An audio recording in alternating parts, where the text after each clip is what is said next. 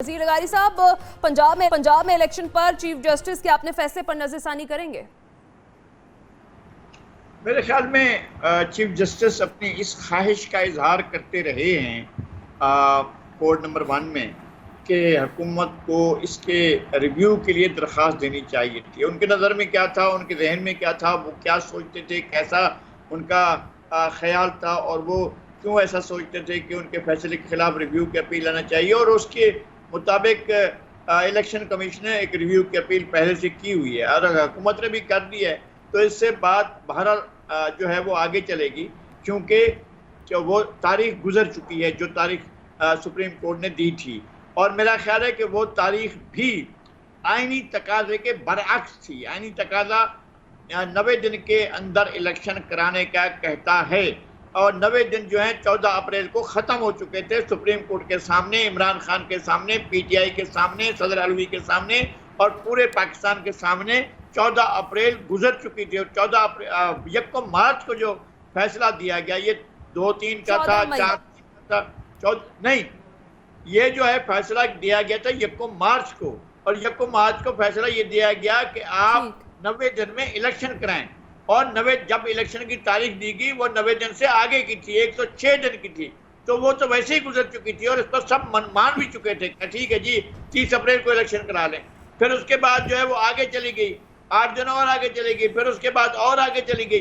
तो ये मामला जो है, चूंकि सुप्रीम कोर्ट के सामने ही सुप्रीम कोर्ट ने 90 दिन का फैसला दिया, लेकिन 106 दिन की जो है उस पर अपनी आंखें एक तरफ कर ली और उनने इस पर कोई बात नहीं की कि भाई हमारे 90 दिन गुजर गए, आप उसके अंदर क्यों नहीं करा रहे हैं। तो बात तो 106 दिन की आई थी, फिर 120-22 दिन हो गए थे, तो मुद्दत गुजर चुकी है उससे। और जो सुप्रीम कोर्ट ने अपनी तरफ से डेट दी थी, जिसका मैंडेट जो है आयन के अंदर इलेक्शन कमीशन को है, अगर सुप्रीम कोर्ट ने अपनी तरफ से डेट दी गई थी, वो भी उसकी भी तारीख गुजर चुकी है। अब रिव्यू की एक दरखास्त आई है, अब देखते हैं कि सुप्रीम कोर्ट क्या फैसला करती है। ठीक है, इस पर तो जाहिर है वही कह सकेंगे। बिल्कुल ठीक है। इम्तियाज आलम साहब, चीफ जस्टिस अपने फैसले पर करेंगे नजरसानी?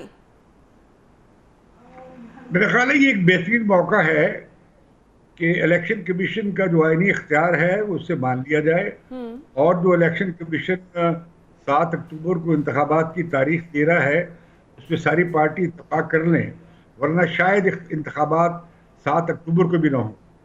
बेहतर यही है कि इस डेट पे सब मुत्तफिक हो जाए और चीफ जस्टिस इस मामले को यहीं पे ख़त्म कर देंगे, तो जो टेंशन है गैर ज़रूरी पार्लियामेंट में और सुप्रीम कोर्ट में, वो भी ख़त्म हो जाएगी। पाकिस्तान बहुत सारे रेड लाइंस का क्रॉस और बहुत सारे इदारों की बाहम लड़ाई और खाना जंगी वो अफोर्ड नहीं कर सकता है। बस ट्राई टू सेटल चीज़ों को ठंडा करने और हल करने की कोशिश करें। ठीक है, सलमान आबिद साहब। देखिए, बात यह है कि जैसे अभी लगारी साहब ने कहा कि 14 मई की डेट तो गुजर गई है।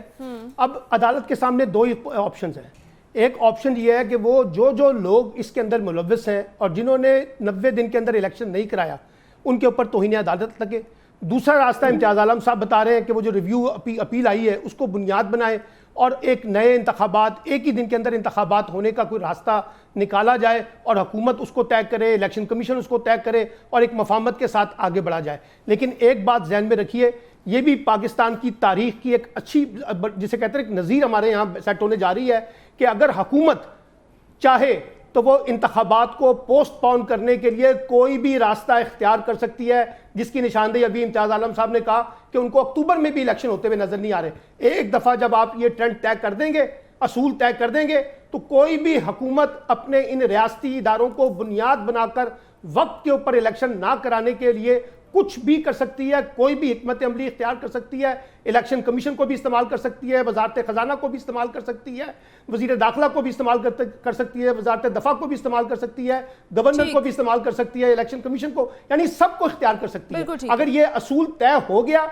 तो आप यकीन कीजिएगा कि आइंदा मुस्तकबिल में वक्त के ऊपर इलेक्शन कराना हर एक के लिए मुश्किल हो जाएगा। लोग उसके लिए सियासी जवाब ढूंढ के इंतखाबात को इल्तिवा में डालेंगे, इंतखाबात शूट करेंगे तो इंतखाबात करवाएंगे, मगर ना इंतखाबात में ताखीरी हरबे इख्तियार किए। रजी साहब, एक तो ये कि क्या चीफ जस्टिस पंजाब इलेक्शन के हवाले से अपने फैसले पर नजरसानी करेंगे, दूसरी चीज ये कि निगरान पंजाब हुकूमत की जानिब से भी जो जवाब है वो जमा कराया गया है, 9 मई के वाकयात को बुनियाद बनाया गया, क्या उसके बाद पंजाब में इंतखाबात मुमकिन है? क्या कहेंगे आप?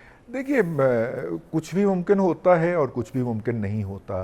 जो नीमे दरूं जो खबरें छीन के आ रही हैं उसके मुताबिक कल जो है वो बुनियाद बांधी जाएगी मौजूदा वफाकी हुकूमत को तौहीन अदालत का नोटिस जारी करने की। अगर वो मेरी इतलात ज़ाती इतलात जो हैं वो दुरुस्त हैं तो अदालत उसकी बेस सेट करेगी। हुकूमत अपील में नहीं गई, election commission of Pakistan appeal में गया है। हुकूमत कहती है हम 5-3 का फैसला तस्लीम करते हैं, हम 3-2 का फैसला नहीं मानते, इसलिए हम आपके मौजूदा इस फैसले के खिलाफ अपील में नहीं आएंगे। उसके खिलाफ अपील करना दरअसल उस फैसले को मानना होगा। चीफ जस्टिस साहब ने बहुत कोशिश की है कि हुकूमत नज़रसानी की अपील कर दे और उन्होंने बाकायदा इस पर अफसोस का इजहार भी किया। उनकी आवाज़ भी रुंधे आ गई कि हुकूमत क्यों नहीं अपील कर रही। हुकूमत ने नहीं किया, एक पैगाम दिया जिस तरह उन्होंने मुज़ाहिर अली अकबर नकवी साहब को नजरसानी की अपील कर दी है ना, वफाकी हुकूमत ने नहीं की अभी तक, सर इलेक्शन कमीशन ने की। ठीक है, ठीक इलेक्शन कमीशन ने की है और वफाकी हुकूमत ने एज ए फेडरेशन फाइल नहीं की। यही मैं बात जो है वो क्लैरिफाई करना चाह रहा था।